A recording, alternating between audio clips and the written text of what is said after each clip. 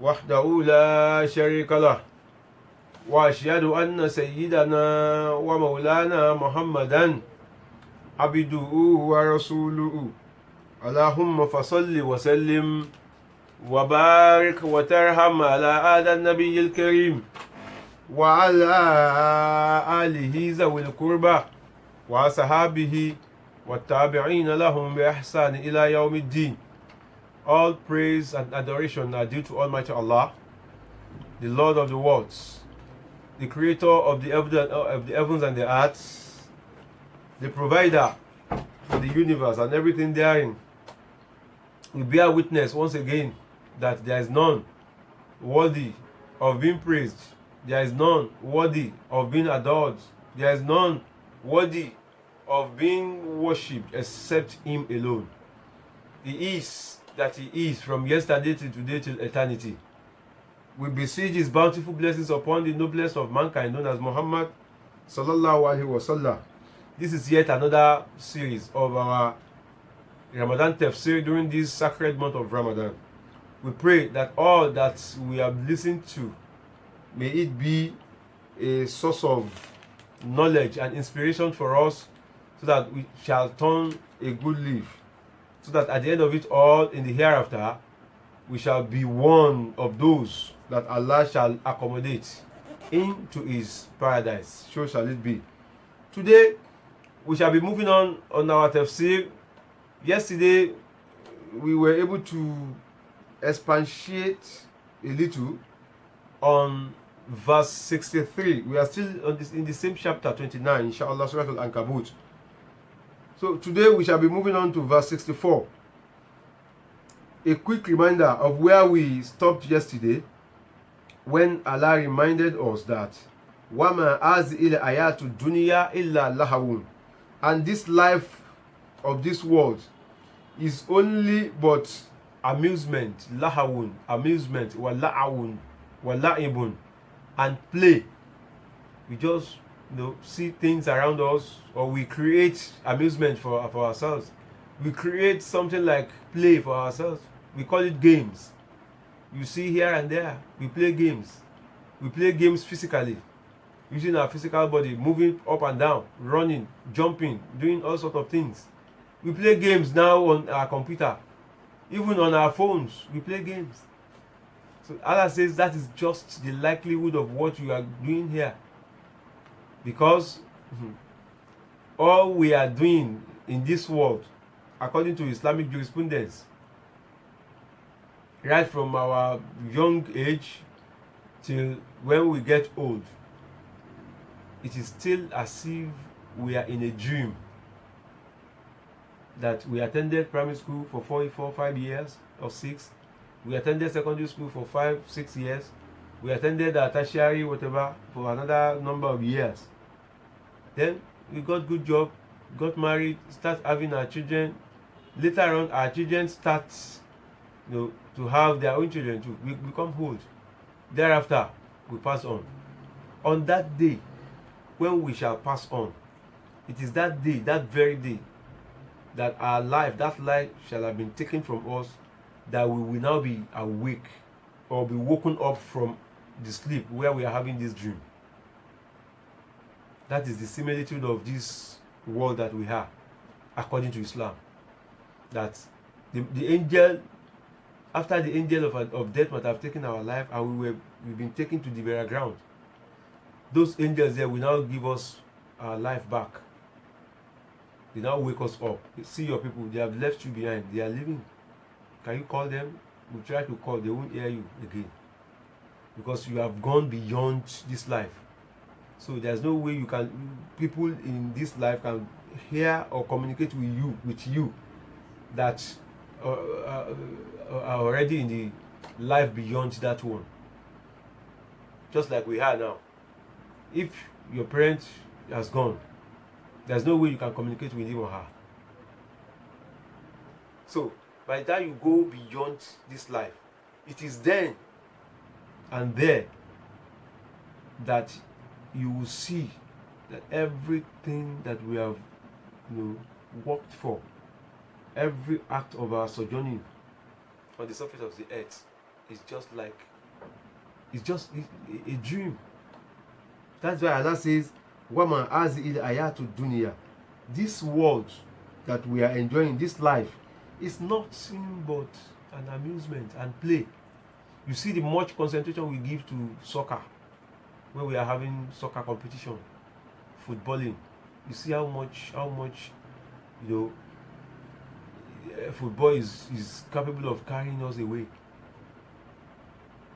When there is soccer, you see that there will be no tribal differences, there will be no religious differences, there will be no complexion differences. We all embrace ourselves because we have been carried away.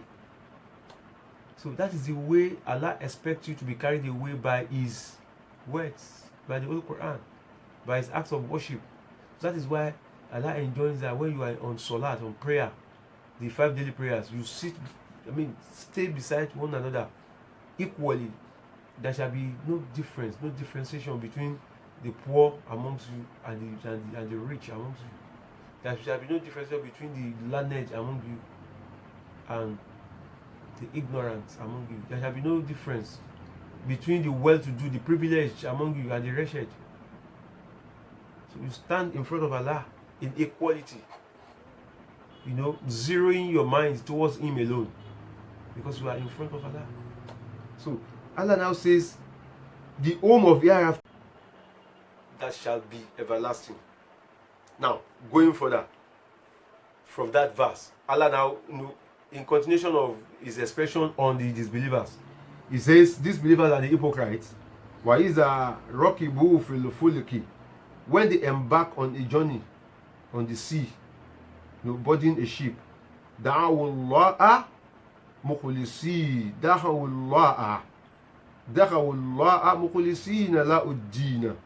You will see them when there is problem, they invoke Allah, making their faith pure before Allah. Oh Allah, if you can make us land in peace and not perish into this water, we have faith in you. You are the omnipotent. You are the only. They will start promising Allah. You see the level of their faith will be 99.9%, because they are in trouble. So also when they find themselves maybe in an aircraft. I remember some time ago doing one of our homebound journey from Mecca. Though I was not part of that passengers, but when something happened, because being one of the officials, we were giving the narration of what happened the previous flight. We were told that the pilot realized that one of the engine packed up while airborne, but luckily for them, they have not really gone far from Jeddah. So he tried all he could. The engine was not speaking. So he said the only option he had was to turn back. But being the nature of their job, they have to announce to the passengers in the aircraft that this is what is happening, so that you know your fate. So he announced that, look, we are in trouble, but the only thing we can do now is to go back to Jeddah. But before he will need to land in Jeddah, because of the nature of the problem, it may be that he will have to crash land the aircraft. When people heard this, you can see people praying. In fact, they said some are doing wee on their body without knowing, because they saw it as a problem. Is this not next to death? It's like they were very close to death. This was when they came back, now making jest of one another. With you that was saying, you didn't even know you were saying this and that. People were making confession unconsciously because they were in trouble. So the pilot had to release the fuel in the tank, except for the little quantity that would take him back to Jeddah. Because by the time he crash lands, even if that thing will catch fire, if there's no more fuel, not much fuel in the tank, it will be easier for the firefighters to extinguish the fire. So they were now praying. People, they were, after the Allah, but they landed safely, they were making jest of themselves. People were making confessions. I know I have sinned. I took this. I know I fornicated with it, but oh Allah, save me. Save me. You know, our people. That is what Allah is saying here. That when they embarked on the journey and they find it uneasy for themselves, they start to invoke Allah in the best way, with making their faith pure to Him alone. But when He brings them safely, they forget Allah easily. Within seconds, they've forgotten that it is this Allah they were invoking in the last few minutes. In fact, the reason for this, the revelation of this, is when one of the disbelievers, was infuriated by the conquer of the Muslim in Mecca then.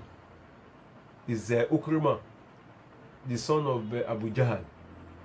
He now went out in anger. Now why would they rescind the whole of the Kaaba to the Muslims? After all, that was the house of their idols then. But it's things had gone beyond his own thinking there. So he now went out in anger, boarded a ship, because he was going to Abasha. So in the middle of the ocean, Allah wanted to show him that he is the one and the only one. There was now problem on the ocean. It's something like a surge. So the driver, the sailor, and every other people on board then were now making announcement. Oh, you in this ship, you better invoke your Lord in the most pure way of invocation. So Ukrima was now saying that because the sailor said there's none who can save us from here where we are now, from this condition, except Him alone. So Ukrima was now saying in his mind that if it is only Allah, that Allah that was being mentioned by Muhammad the other time when I left that place, if it is for this Allah alone that can save us on this ocean, then when we go back to the land, it means we should be the only one that will be able to save us. He now make a convention with Allah. Oh Allah, if it is truly that you are the Lord that can save us here, I want to see if you will save me. If you save me, I promise that I will join the Muslims in worshiping you henceforth. That was how the journey, Allah made it easy for them to land safely on the land. That was how he went back to Mecca, to the surprise of every other members of their unbelievers creed, and the Muslims, because they knew who his father was then. Now confessed and proclaimed the religion of Islam. So Allah says, but these unbelievers, when they are saved from the torment, from the problem that they are facing, from the turbulence of the water, by the time they land, after a few seconds or minutes, they have forgotten about Allah. Allah says to the Holy Prophet, leave them. There's no reason why they have done that. It's because they don't want to appreciate the mercy of Allah that Allah has endowed upon them. But leave them with me. For Saufa, they are coming to know. How are they coming to know? When will they come to know? By God's grace, we shall expatiate on that tomorrow, inshallah. This that we are able to listen to at this particular point in time, I pray that Allah make it easy for us to be able to understand it and digest it and put it into practice.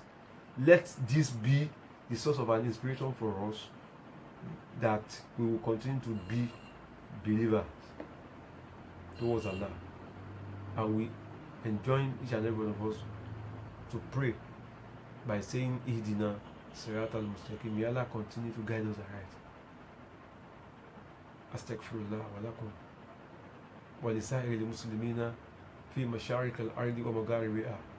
I seek Allah's forgiveness upon myself and upon you and upon each and every one of us Muslims fasting during this month of Ramadan, wherever we may be, that Allah forgive us. Allah make it easy for us to understand His words and follow the message therein, so that at the end of it all, we will not be one of the hypocrites that shall land into the hellfire. make us one of those that shall be admitted into your paradise. In fact, the highest grade of your paradise, that's what we are asking for. And we know it is you only that can do it for us.